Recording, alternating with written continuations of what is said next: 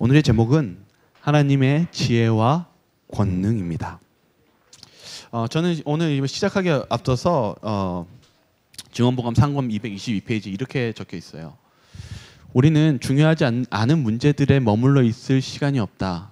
뒤로 물러간 자들이 백성들을 잠재우는 무기력하고 지루한 기별을 전하게 될 것이기 때문이다. 모든 이야기는 곧 이 세상에 임할 무서운 심판을 염두에 두고 해야 한다. 진리의 기별은 거룩한 제단에서 취한 핀 수출된 입으로 전해져야 한다. 오늘 이 말씀을 보면서 설교를 준비하는데 항상 제가 말씀 속에 재림이 항상 있어야겠다는 생각이 들었습니다. 제가 이번 주에 한 친구와 식사를 하면서 지금 이제 석사 과정을 준비하는 동료 목회자인데, 이 목사님이 실은 이제 이사야 주석을 배우면서 하시는 책을 소개시켜 줬어요. 그러니까 학교 교재를요. 그래서 저도 이번 주에 이제 이사야의 책을 읽고 있었는데, 이사야서의 내용은 뭐냐면은 잘 아시다시피 심판에 대한 내용입니다. 너희 다 바벨론을 끌려간다. 뭐 이제 그런 내용이죠. 근데 이 문제가 어떻게 시작됐는지 이제 이사야서를 보면 이렇게 시작합니다. 우리 성경 말씀 한번 볼까요? 역대하서의 26장에 있는 말씀 한번 보겠습니다. 우시아가 같이 읽겠습니다. 시작. 우시아가 여호와 보시기에 정직하게 행하며 우시아가 매우 강성하여 이름이 애굽 변방까지 퍼졌더라. 그가 강성하여짐에 그의 마음이 교만하여 악을 행하여 그의 하나님 여호와께 범죄하되 곧 여호와의 성전에 들어가서 향단에 분향하려 한지라. 우시아 왕 곁에 서서 그에게 이르러 우시아여, 여호와께 분향하는 일은 왕이 할 바가 아니요 오직 분향하기 위하여 구별함을 받은 아론의 자손 제사장들이 할 바니 성소에서 나가소서. 왕이 범죄하였으니 하나님 여호와께서 영광을 얻지 못하리이다.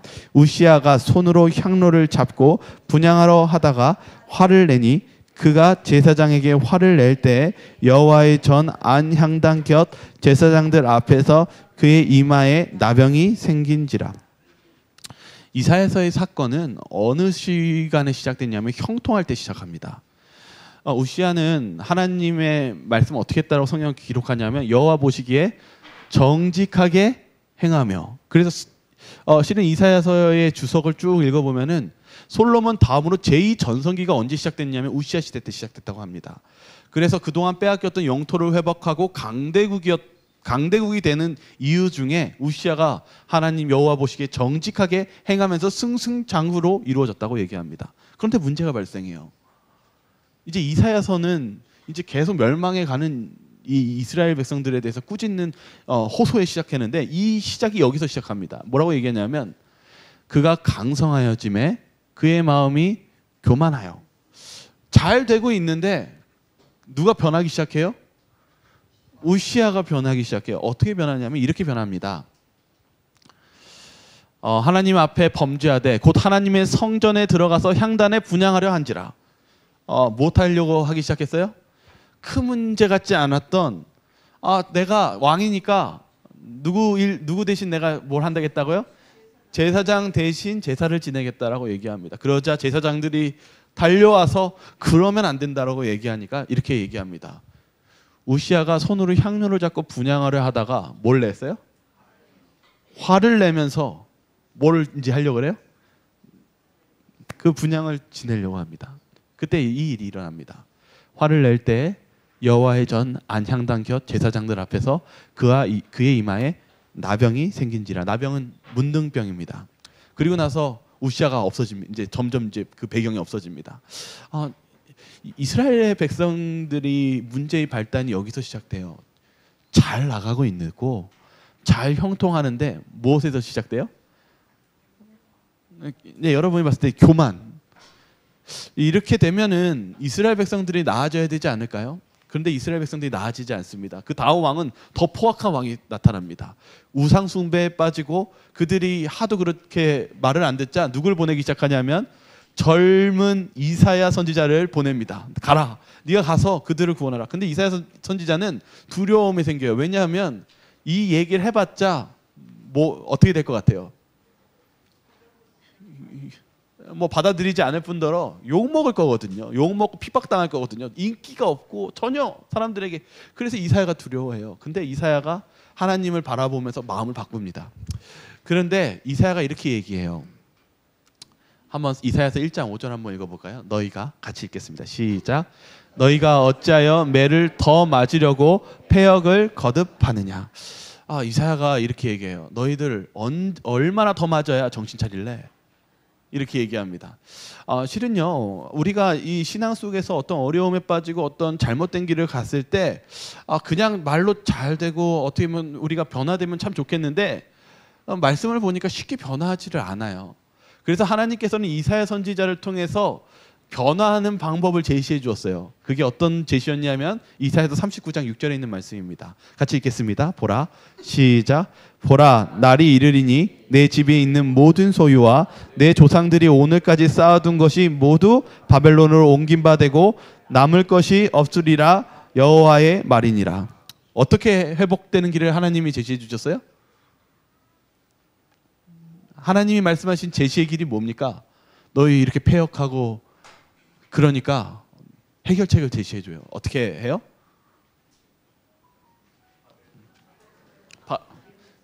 바벨론은 어떻게 해요? 나오라고요? 너희들 너무 지금 변화가 안 되니까 다 빼앗겨서 바벨론을 어떻게 가라고요? 나라 다 빼앗기고 포로로 끌려가라. 오늘 여기 제가 이번 주에 새 책이 나왔는데 존 비비어라는 이분은 기독교 베스트셀러 미국 작가예요. 근데 이분이 뭐에 대해서 썼냐면 이 광야에서라는 책을 썼어요. 우리는요 삶에 있어서 광야에 빠질 때가 있습니다.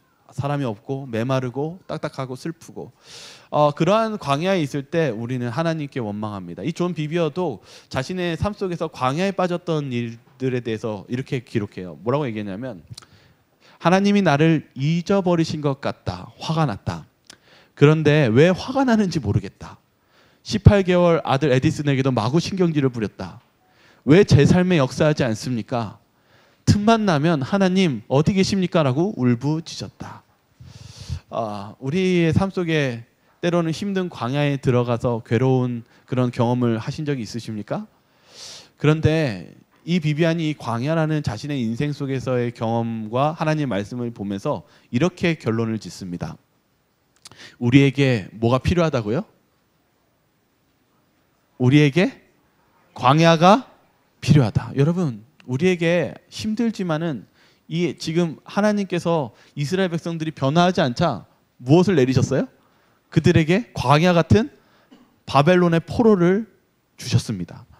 오늘 여기 왜 광야인가라는 것에서 신명기서 8장 2절에 하나님께서 이스라엘 백성들을 왜 광야로 보내신 이유에 대해서 이렇게 기록하고 있습니다. 우리 한번 같이 읽겠습니다. 내 하나님 여호와께서 같이 읽겠습니다. 시작. 내 하나님 여호와께서 이 40년 동안에 내가 광야길을 걷게 하신 것을 기억하라.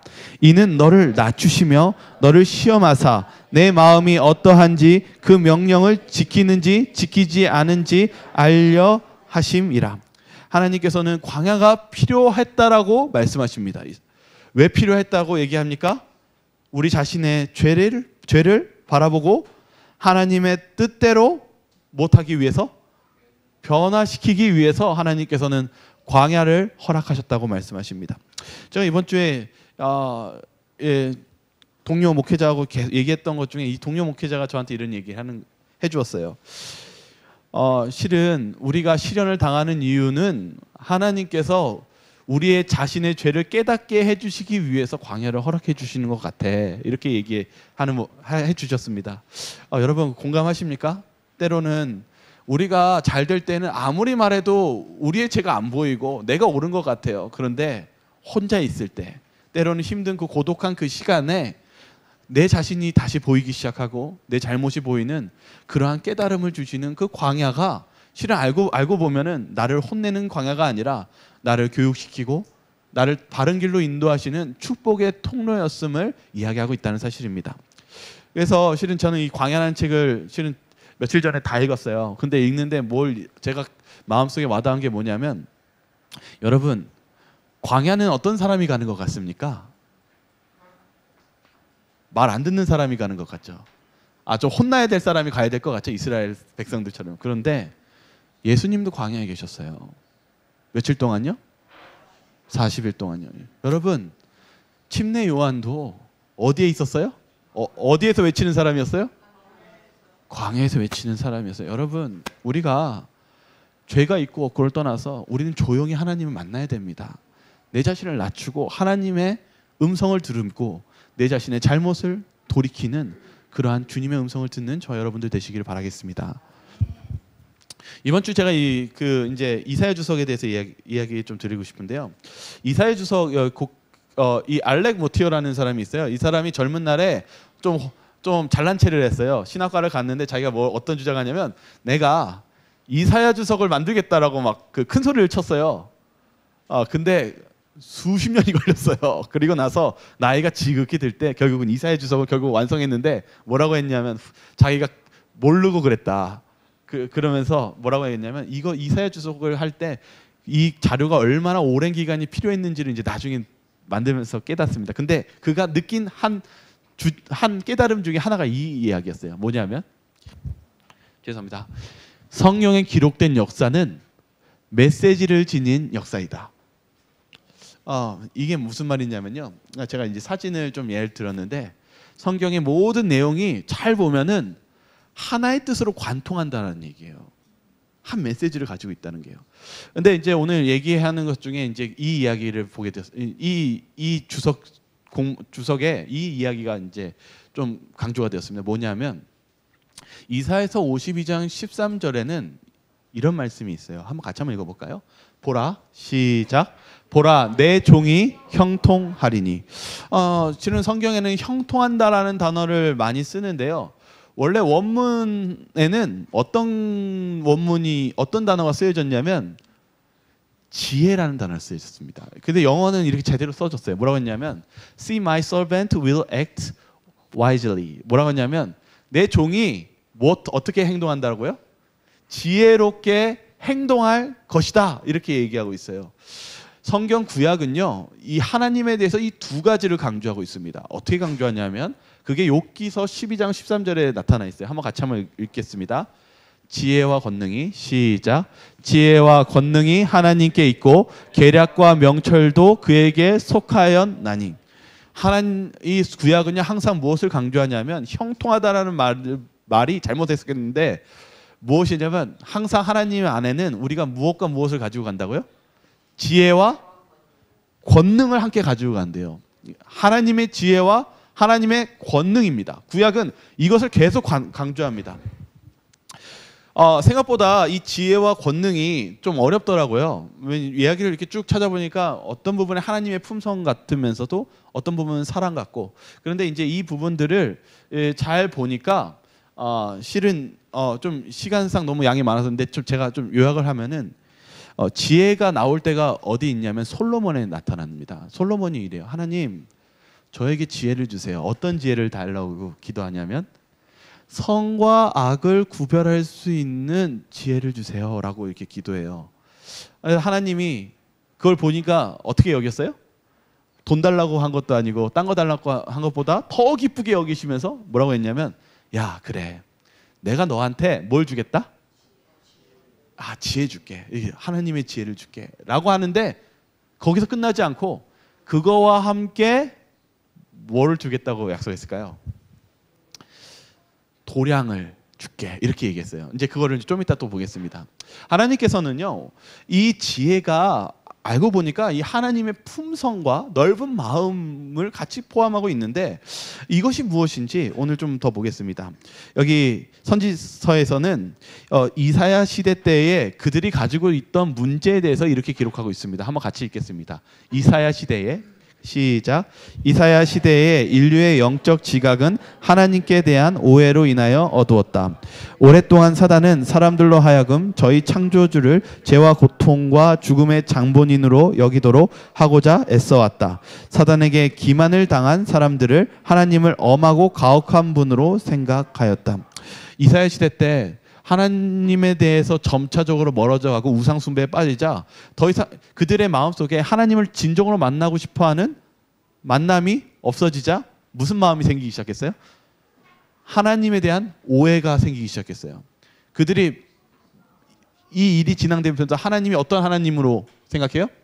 징벌하시고 고통을 주시는, 고통의 죽음의 장본인이 누구라고요? 하나님이에요. 여러분, 우리의 신앙 속에서 뭔가 일이 잘못되고 광야 같은 곳에 있으면 여러분들이 이 원인을 누구에게 돌리십니까? 이 죄된 본성은 하나님께 돌리도록 사단이 계획해 놓았다라는 것을 오늘 이야기하고 있습니다.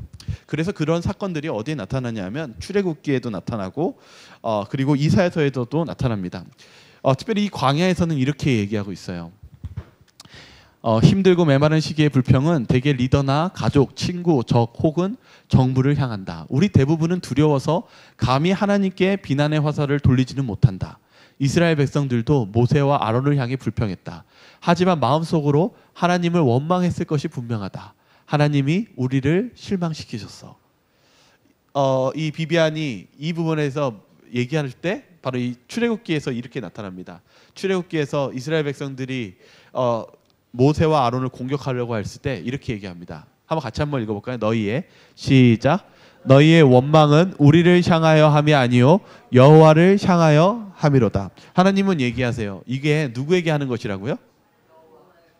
모세 너희들에게 하는 게 아니라 누구에게 원망하는 것이라고요? 네, 하나님께 원망하는 것이라고 얘기합니다. 이 부분에 있어서 좀 더 그들에 대한 문제점을 이 출애굽기에서 좀 더 찾아볼 수 있습니다. 이 출애굽기에서 하나님께서 어떻게 하냐? 하나님께서 그들이 워낙 믿지 않자 하나님께서 정탐꾼을 보내주십니다. 그들이 정탐하고 왔는데 무엇을 가져왔어요? 사람 키만한 포도를 가져왔습니다. 그런데 그들이 좌절했어요? 좌절했어요. 그 부분에 대해서 이렇게 얘기합니다. 광야에 성공적으로 통과하려면 그것을 하나님의 시각으로 봐야만 한다. 이스라엘의 약속, 그러나 1년 넘게 불평하자 하나님이 적과 꿀이 흐르는 땅을 보여주었다. 그러나 그들은 온갖 좋은 것들을 마다했다. 그들은 무엇만을 바라보았다? 거인들만 바라보았다. 여러분, 이스라엘 백성들이 잃어버린 것은요, 하나님을 바라보는 것도 잃어버렸습니다. 우리가 광야에서 어려움을 당할 때 진짜 큰 문제는 누구를 잃어버린 거예요? 우리가 하나님이 주시는 많은 아름다운 것과 하나님이 주시는 힘과 능력이 있지만은 그것을 바라보지 않고 무엇만을 바라봅니까?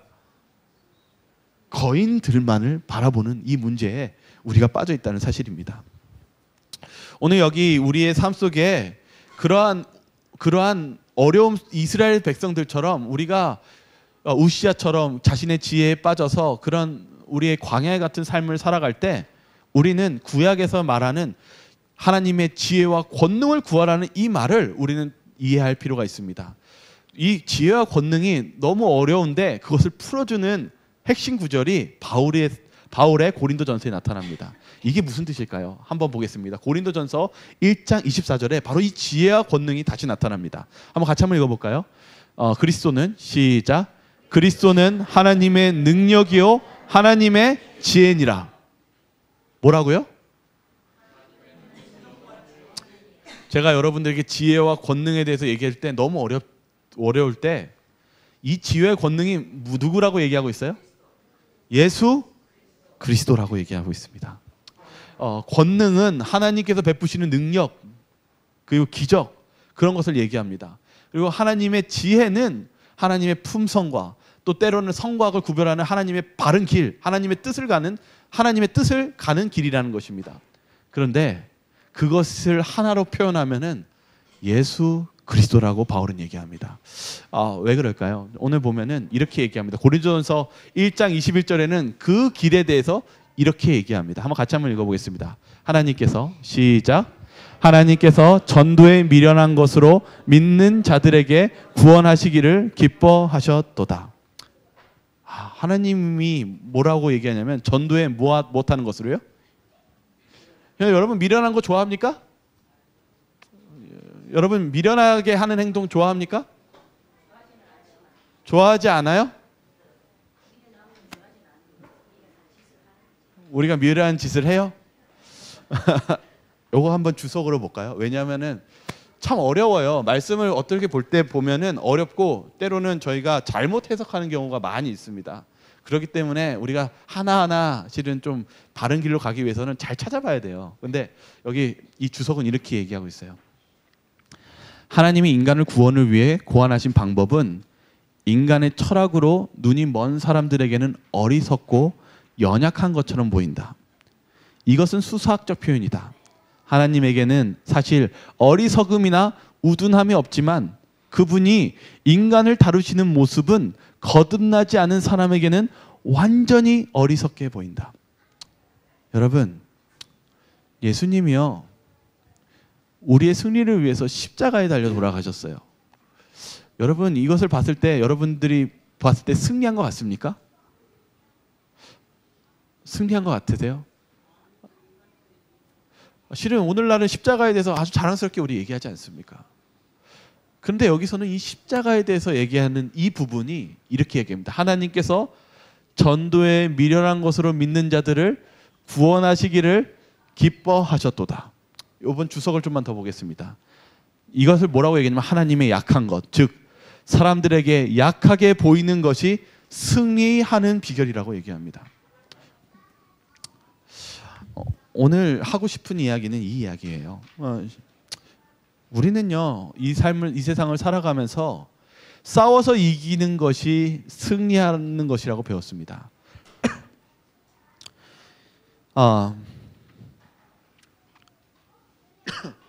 싸워서 이기는 것이 승리하는 것이라고 배웠는데,